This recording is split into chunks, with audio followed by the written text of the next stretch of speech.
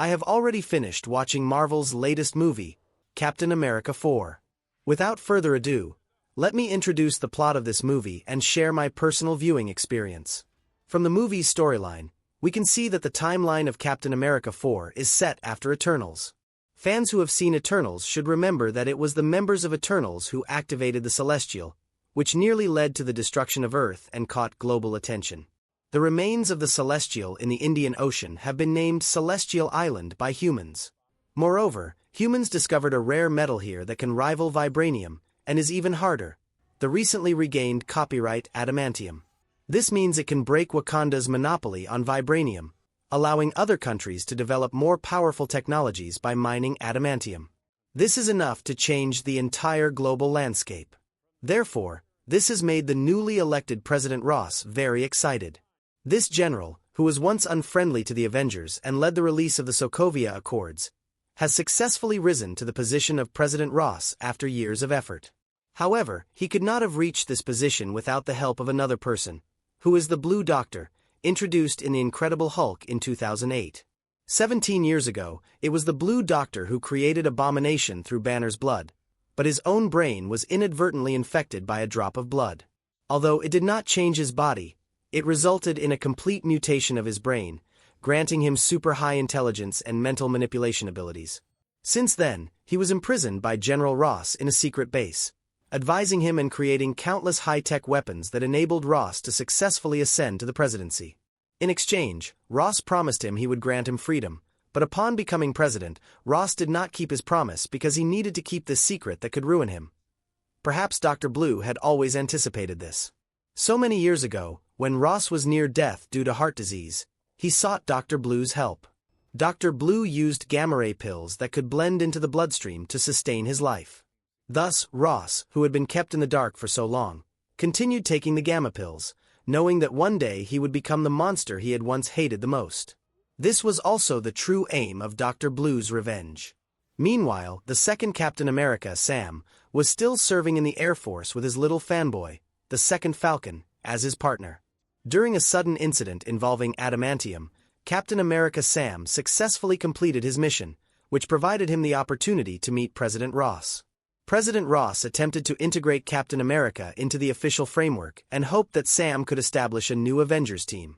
However, during this presidential meeting, the original super soldier, Isaiah, who was invited by Sam, suddenly attacked Ross. This incident, compounded by the presence of the Japanese Prime Minister, led to an international dispute, bringing the two countries' collaboration on mining and developing adamantium to a standstill. Behind everything lies the puppet master, Dr. Blue Stead, who is implementing his revenge plan. He uses his psychic control abilities to manipulate Isaiah into committing violent acts, aiming to sabotage General Ross's collaboration with other countries in the mining of adamantium.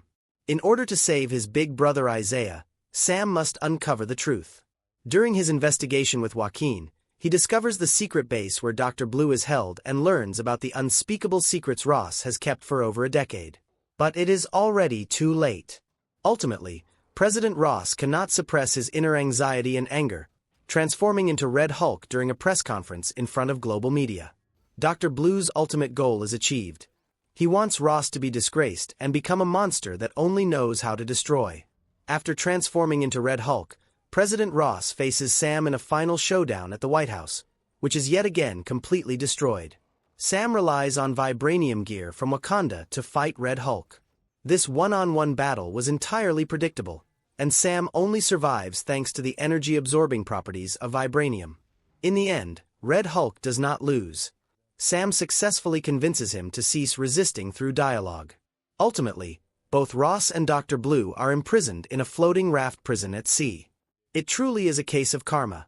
Sam could never have imagined that General Ross, who once imprisoned him in the raft prison, would end up spending the rest of his life there. Ross's daughter, Betty Ross, also briefly appears here, reminiscent of her role in the 2008 film Incredible Hulk. The post-credits scene features a conversation between Sam and Dr. Blue, where Dr. Blue uses his mutated brain to calculate the existence of a multiverse.